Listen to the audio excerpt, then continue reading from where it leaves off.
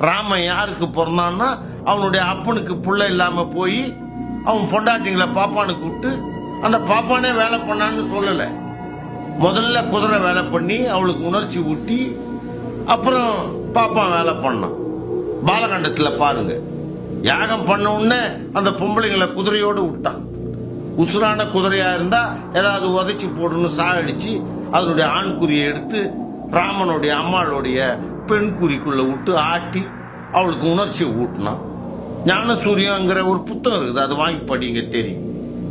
அப்புறம் பாப்பானை விட்டான். அவன் சென பண்ணா பாப்பான் வாங்கிட்டு போனான். ஆகவே கடவுளை மனுஷன்னு கூட அவன் எழுதல, தெவிடியாள் மகனாக விபசாரி மகனாக உண்டாக்கணும். அவன் சாஸ்திரத்துல ஒரு தடவை இப்ப புராணத்துல எழுதிட்டாங்கள, அவன் சாத்திரத்தை நாங்க மூத்திரத்தை பெஞ்சு தூர போட்டு போயிட்டே இருந்துட்டான். கடந்து உன்னையே சூத்திரன் உன்னை தேவையாமேன்டான் உன்னை அதுன்ட்டா உன்னை விட்டு போறேன்னு தமிழே முட்டா பசங்க பாட காட்டு அன்னைக்கு பாக்கேன்னு நான் சொன்ன போது குதிச்சானுங்க எல்லா பயிலும். ஒரு பையன் முன்னால் வந்து பேச முடியலையே, என்ன இருக்கு தமிழ்ல கேட்டா பண்ணிக்கலாமே இருக்கிறான். அவ்வளவுதான் அந்த பயிலாக முடியுது. பண்ணி இருக்கிறத விட்டுட்டு ஏன் பண்ணிக்க போற முட்டாளே?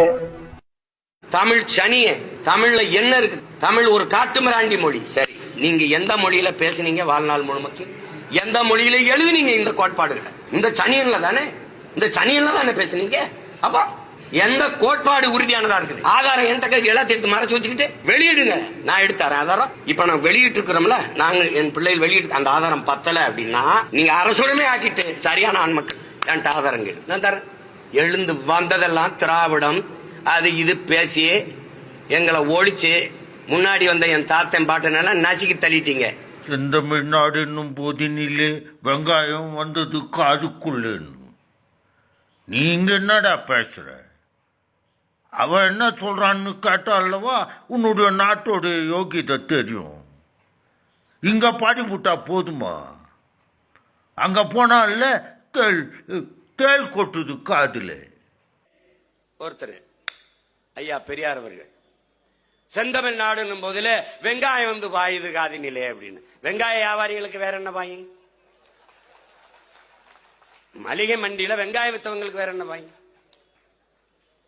சகிக்கல, பொறுக்கல.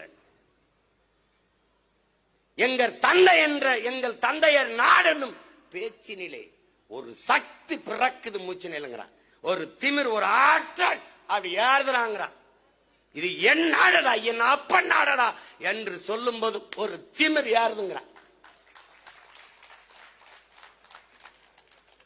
கடவுள் இல்லை, கடவுள் இல்லை, கடவுள் இல்லவே இல்லை. கடவுளை கற்பித்தவன் முட்டாள், கடவுளை பரப்புனவன் அயோக்கியன், கடவுளை கும்பிடுறவன் காட்டுகிறான் பேர். ஆத்மா, மோட்சம், நரகம், மறுபிறப்பு, பிதிர்லோகம் ஆகியவர்களை கற்பித்தவன் அயோக்கியன், நம்புகிறவன் மடையன், இவற்றால் பலன் அனுபவிக்கிறவன் மகா அயோக்கியன். கடவுள் மறுப்பு என்பது இறை மறுப்பாளர், கடவுள் மறுப்பாளர் என்றுதான் கற்பித்திருக்கணும். கடவுள் இல்லை என்று சொல்பவன் தான் பகுத்தறிவாதி என்று கற்பித்தது தவறு. பள்ளிக்கூடத்திற்கு போகாது படிக்கவே படிக்காத ஒருவனை இந்த மேடையில் இருக்க வைத்து கடவுள் இல்லை கடவுள் இல்லை என்று சொல்லிக் கொண்டு என்றால் அவன் கடவுள் இல்லை கடவுள் இல்லை என்று சொல்லிக் கொண்டிருப்பான். இப்ப போற வாரவெல்லாம் எவ்வளவு பெரிய அறிவாளி, பெரிய பகுத்தறிவாதி என்று சிந்தித்தால், என்று ஏற்றுக்கொண்டால் எவ்வளவு பைத்தியக்காரத்தனம்.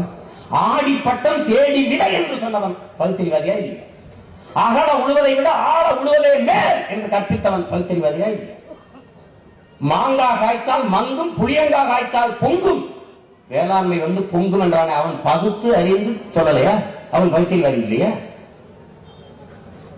எப்படி ஆல்பர்ட் ஐன்ஸ்டீனும், தாமஸ் ஆல்வா எடிசனும், சார்ஜ் ஸ்டீவன்சனும், அப்துல் கலாமும் பகுத்தறிவாதிகள் இல்லையா? இறைவன் நம்பிக்கை உள்ளவர்கள், வழிபட்டவர்கள், ஆனால் பகுத்தறிவாதிகள். பகுத்தறிவு என்பது என்ன? அப்ப தவறா கற்பிக்கப்பட்டது. அதனால கடவுளை வழிபடாதவன், கடவுளை மறுப்பவன் தான் அறிவாளி என்று கற்பித்தது தப்பு.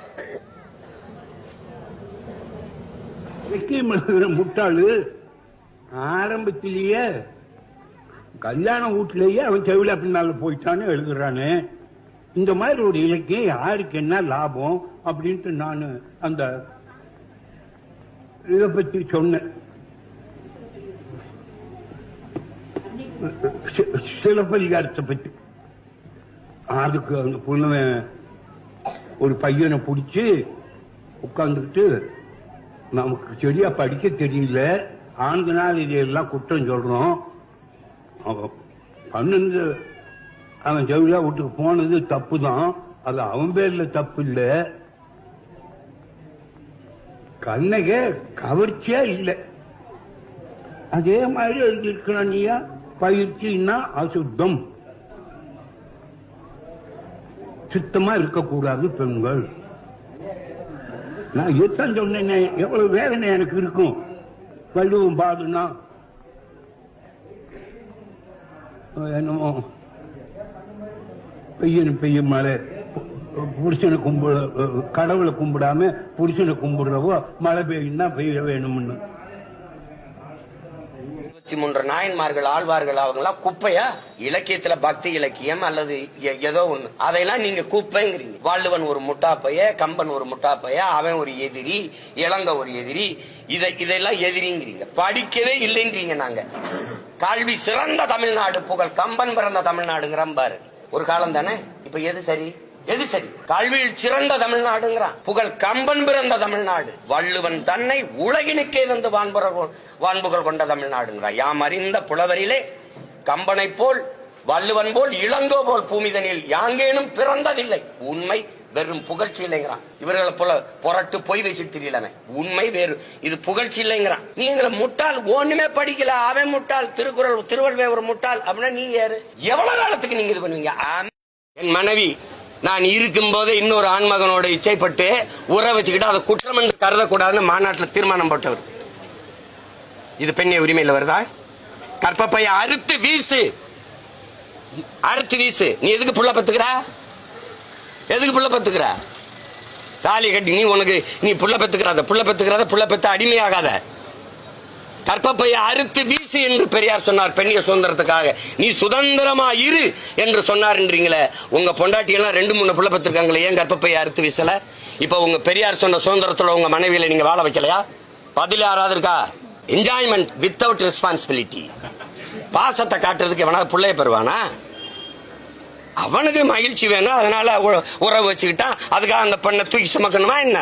அப்படியே போயிட வேண்டியதான். அப்படின்னா இது எப்படி? இஸ்லாமியெல்லாம் படிச்சதுனாலதான் நமக்கு வேலை வாய்ப்பு குறைஞ்சு போச்சுன்னு சொன்னதை எப்படி ஏற்கிறீங்க? எப்படி எதிர்க்கிறீங்க? பார்ப்பனனுக்கு பயந்து நம்ம இஸ்லாமியர்களுக்கு முகமதியருக்கு அப்படி கூட சொல்ல, துலுக்கர்களுக்கு கொடுத்த இடஒதுக்கீடு சாணியில கால் வைக்கிறதுக்கு பதிலாக பயந்துகிட்டு மலத்துல கால் வச்சதுக்கு சமமாயிருச்சுன்னு சொல்லி சொன்னதை நீங்க எப்படி பாக்குறீங்க? இதுக்கெல்லாம் சான்று கேட்கல.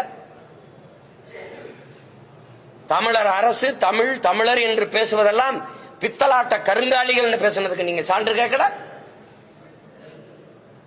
தமிழர்னு பேசுறதா இன துவேசம், இன எதிரிகள்னா யாருக்கு எதிரி? தமிழர்கள். நாங்கள் தமிழர்கள் பேசுறது எந்த இனத்துக்கு எதிரி? திராவிட இனத்துக்கு எதிரினா யாரு திராவிடன்? யாரு திராவிடன்? அது எப்படி தமிழர்களாவது இங்கேயுமே ஒரு திராவிட இனம் தனியா இருக்கா? 3000 ஆண்டுகளா இருக்கிற உங்க தமிழ் தாய் உங்களை எல்லாம் படிக்க வச்சாலா அப்படின்னு கேக்குறீங்க இல்ல? அப்ப 3000 ஆண்டுகளா நாங்க படிக்காமலையா? வள்ளுவன் வந்தான், கம்பன் வந்தான், கபிலன் வந்தான், இளங்கோ வந்தான், ஔவை அறிவு மூதாட்டி வந்தால், இத்தனை இலக்கியங்கள், இத்தனை காப்பியங்கள் இதெல்லாம் வந்தது. உலகிலே ஆகச் சிறந்த வாழ்வியல் நன்னறி வகுத்து கொடுத்திருக்கான் வள்ளுவன். உலகம் புற கொண்டாடிக்கிட்டு இருக்கும் போது அது மலம்னு சொல்றது, இதெல்லாம் எப்படி வந்தது? படிக்க வைக்காம தான் வந்ததா?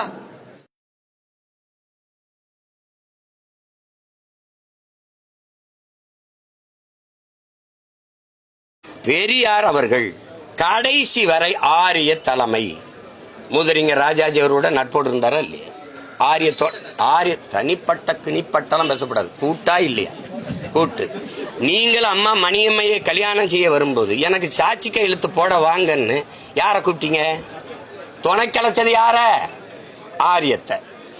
இது சும்மா தனிப்பட்டதா? சரி, இதை விடுங்க. பேரறிஞர் அண்ணா என்கிற பெருந்தகை இங்க இருந்து வெளியில திமுக திராவிடர் கழகத்தின் வெளியில வந்து திராவிட முன்னேற்ற கழகத்தை ஆரம்பிச்சு 1962 தேர்தலில் போட்டியிடும் போது மூதறிஞர் ராஜாஜி அவர்கள் தலைமையில் இருந்த சுதந்திர கட்சியோடு கூட்டணி வச்சாரா இல்லையா? இப்ப எப்படி திராவிடம்